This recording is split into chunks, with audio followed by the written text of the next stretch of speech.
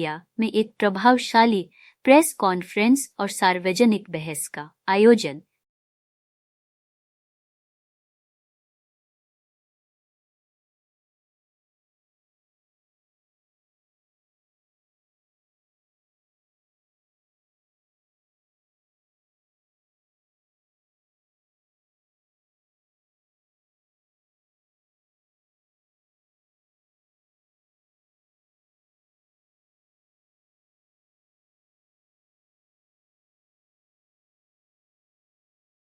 जर्नलिटी के साथ जो एक ग्लोबल थिंक टैंक है, उन्होंने इस पूरे इवेंट को रियलिटी में पेश करने के लिए हमारी बहुत मदद की। मेरा नाम अमन बनवी है। मैं साडा खिरदा पंजाब फेडरेशन को रिप्रेजेंट कर रहा हूँ आज। मेरे साथ हरदीप सिंह जो ग्लोबल विकास फाउंडेशन से हैं, हमारे सीनियर श्री राम लगीला जी जो वेटरन हैं हर उस आंदोलन के जो आज़ादी के बाद हुए, मेरे साथ सरदार इंद्रप्रीत सिंह और उनके साथ अभिषेक, ये दोनों जन आंदोलन और जो आपने आज जिसको हम अनवील कर रहे हैं, रिलीज कर रहे हैं, दिल्ली पीपल्स मैनिफेस्टो, दिल्ली जन घोषणा पत्र, उसके ये सूत्रधार हैं, कन्वीनर हैं और करता है। और मेरे साथ डॉक्टर ओमकार मित्तल जो कि people's manifesto citizens participation in governance के एक बहुत व्यापक और ट्रस्टेड नाम है काफी से। मैं ज्यादा समय ना लेते हुए भूमिका सेट करता हूं। मुझे श्री राम मनोहर लोहिया जी के पंक्ति याद आती है, जब सड़कें खामोश हो जाएं तो संसद आवारा हो जाती है।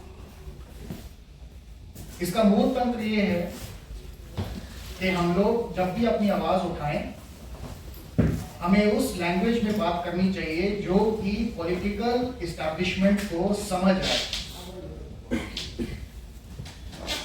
इसको एक्सपैंड करने के लिए मेरे साथी जो ग्लोबल विकास फाउंडेशन से आपको कुछ इसकी हिस्ट्री देंगे। मैं पंजाब के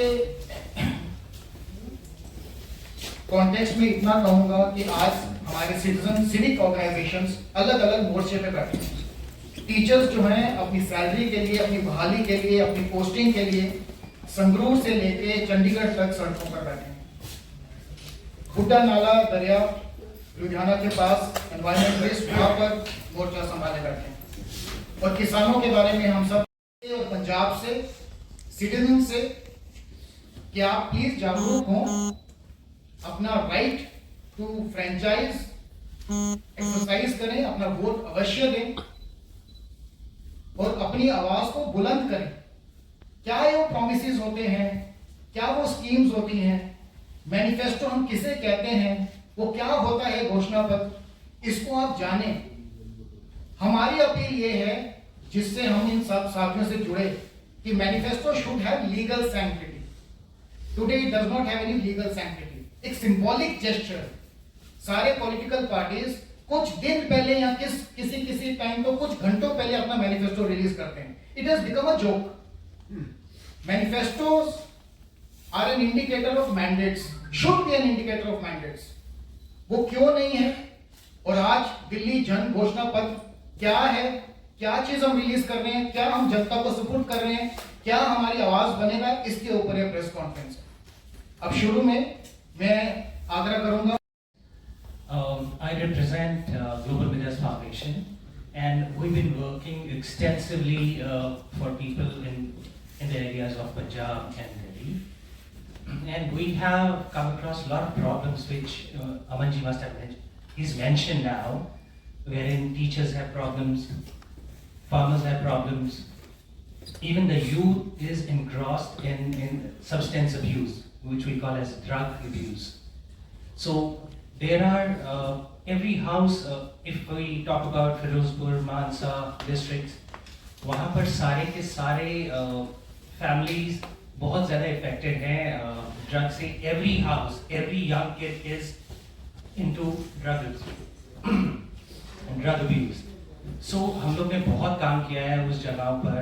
In fact कि वहाँ पर हम लोग ने जब संसद की पंचों के साथ तकरीबन 60 संसद के पंचेज आए, वहाँ पर सरपंचेज आए, और उन्होंने हमें बताया कि जो वहाँ पर प्रॉब्लम्स इस वक्त प्रिवेलिंग है, फिर हम उस प्रॉब्लम्स को लेकर इनफैक्ट अथॉरिटीज़ के पास गए। We been working for last 5 years and उसका कोई रिजल्ट नहीं आ पा रहा। सिमिलरली अगर हम मानसा डिस्ट्रिक्ट की बात करते तो मेडिकल इश्यूज इतने ज़्यादा हैं कि वहाँ पर 20 to 30 विलेजेस में अभी तक आने के लिए और कवर करने के लिए। उसके साथ में मैं बताना चाहूँगा कि पहले दिल्ली की बात करते हैं कि दिल्ली के अंदर हम लोग पिछले 5 साल से बोल दिल्ली बोल कैंपेन चला रहे हैं। उस बोल दिल्ली बोल कैंपेन में एक वार्ड के अंदर हमारी टीमें गई, देखा कि वहाँ क्या प्रॉब्लम है, किस तरीके से वहाँ के काउंसलर, एमएलए, एमपी उसको टेकअप करते हैं। और वो सारे का सारा कैंपेन एक फ्लैगशिप हमारा पिछले 5 साल से चला, जिसमें हमारे अरुण कुमार शर्मा जी उन्होंने उसको पूरे दिल्ली में लीड करा। अब जब वो बोल दिल्ली बोल कैंपेन चला तो रजिंदर नगर हुआ। जब रजिंदर नगर हुआ 48 घंटे के अंदर वहाँ के सारे बच्चों की आवाज दबा दी गई। ये वही बच्चे हैं जिनके माँ बाप उनको चाहते हैं कि वो सिविल सर्विसेज में आए, देश के लिए कुछ करें, और जब यहाँ पर आते हैं तो उनको कोई व्यवस्था तो मिलनी है। उसके साथ में उनके साथ जो हुआ और ब्लेम गेम शुरू हो गई, कोई किसी को जिम्मेदारी दे रहा था, कोई किसको जिम्मेदारी दे रहा था। जब हमने ये देखा वहां से तो हम लोगों ने निश्चय किया कि ठीक है, अब हम इनकी आवाज बन के उठाएंगे और कंटेस्ट करेंगे। तो हमने वहां पे रजिंदर नगर विधानसभा से अपनी नॉमिनेशन फाइल करी। तो मैं सरदार इंद्रप्रीत सिंह, तो हमने वहां से मैंने नॉमिनेशन भरा। साथ ही साथ में जो रजिंदर नगर है, ये वो सीट है जहाँ से राघव चड्ढा, दुर्गेश पाठक और यहाँ के जो मेयर है वो सारे के सारे उसी एरिया से आते हैं। जब हमने वहाँ नॉमिनेशन भरा और 5 साल से हमारा ये कैंपेन चल रहा था, और जब ये आवाजें बुलंद होने लगी तो 25 स्टूडेंट्स एनवायरनमेंट मोर्चे पे लगे हुए हैं सैलरियों के लिए, और भर भर से वो पैसा लाके दिल्ली में लगाया जाता है। साथ ही साथ जब हमने वहाँ पे प्रेस कॉन्फ्रेंस करी तो जितने भी वहाँ मोर्चे खुले हैं, जो भी अमन जी ने बताया, वो सारे लोग हमारे साथ जुड़े और उन्होंने बताया कि किस तरीके से वहाँ पे गवर्नमेंट उनकी बात दबा रही है। अब उसका नतीजा ये है कि उन्हें जब पता चला कि ऐसे कोई दिल्ली से संगठन आया है और ऐसी बातें कर रहा है, तो उन्होंने हमें समर्थन दिया। और अब इस विधानसभा चुनाव के अंदर नई दिल्ली विधानसभा से अरविंद केजरीवाल हारेंगे पूरी तरीके से। हारने के साथ में आम आदमी पार्टी पे भी यहाँ पे विफल बैठेगा, और साथ ही साथ आप इसका डायरेक्ट इम्पैक्ट देखेंगे कि डायरेक्ट इम्पैक्ट इसका ये आएगा कि पंजाब में भी आम आदमी पार्टी की सरकार जीतेगी। तो ये जो जन आंदोलन की एक शुरुआत हुई है, जो पंजाब से किया गया, उसके पीछे यही निकल के आया कि आज जो दिल्ली का वेलफेयर डेवलपमेंट मॉडल ले जाके पंजाब वालों को दिखाया गया। आदमी पार्टी से भी जुड़ा था, और अभी मैं एक थिंक टैंक जननीति और Indian association of political consultant का पार्ट हूँ। साथ ही साथ हमारे बहुत सारे साथी हैं जो दिल्ली की राजनीति में सक्रिय है, लेकिन मैं दिल्ली में कम समय दे पाता हूँ क्योंकि मेरा काम और कारोबार कुछ ऐसा है। तो अभी पिछले 40 दिन पहले एक हमने कार्यक्रम किया था, और वहां से ये तय हुआ कि हम लोग दिल्ली जन घोषणा पत्र बनाएंगे, क्योंकि जन घोषणा पत्र का जो आवश्यकता है, वो आवश्यकता ये है कि अभी जो पार्टियों के जन घोषणा पत्र बनाए जा रहे हैं वो सिर्फ और सिर्फ फ्रीबी सेंट्रिक है, उससे बियॉन्ड कोई बात नहीं करता। तो एक सामाजिक व्यक्ति होने के नाते एक हमारा ये दायित्व है कि हम उन बातों को रखें जो कि आमतौर पर पार्टियां छोड़ देती हैं, पार्टियां उनको निगलेक्ट करती हैं। तो ये ध्यान में रखते हुए हमारे जितने भी साथी थे उन्होंने तय किया कि जन घोषणा पत्र बनाया जाएगा।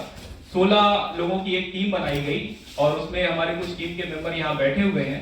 तो उन सबकी मदद से टेलीफोनिक और फेस टू फेस इंटरव्यू करके सभी के ओपिनियन लिए गए।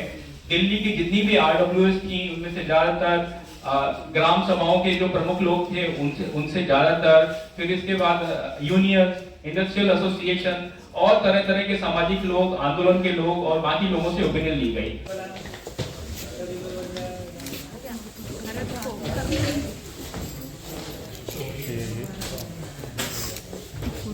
कॉन्फ्रेंस करी गई है। इस प्रेस कॉन्फ्रेंस का ये उद्देश्य था कि हम लोगों ने एक जन घोषणा पत्र बनाया है। जो जन घोषणा पत्र बनाया गया है वो एक पब्लिकता मैनिफेस्टो है, जो अब हम जो मेन पार्टी हैं, आप, बीजेपी और कांग्रेस को दे रहे हैं कि दिल्ली की जनता ये चाहती है, ना कि जो आपने इनको जुमले दिए हैं वो चाहती है।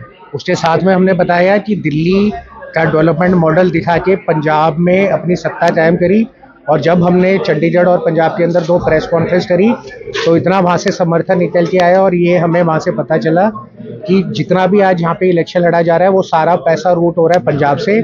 पंजाब के टीचरों की सैलरी नहीं दी जा रही और इतने मुद्दे हैं, तो उनको सैलरी और पैसे देने की बजाय वो पैसा यहाँ इलेक्शन में खर्च हो रहा है।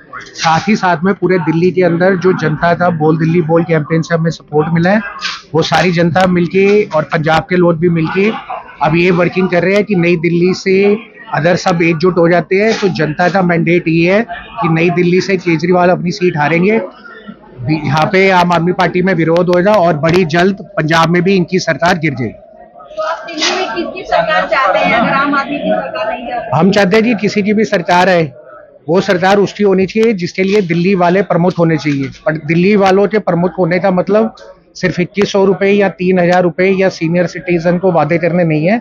जो 12-13 साल में दिल्ली की दुर्दशा हुई है उसको सामने लाकर उस पर वेलफेयर और डेवलपमेंट का काम करना चाहिए।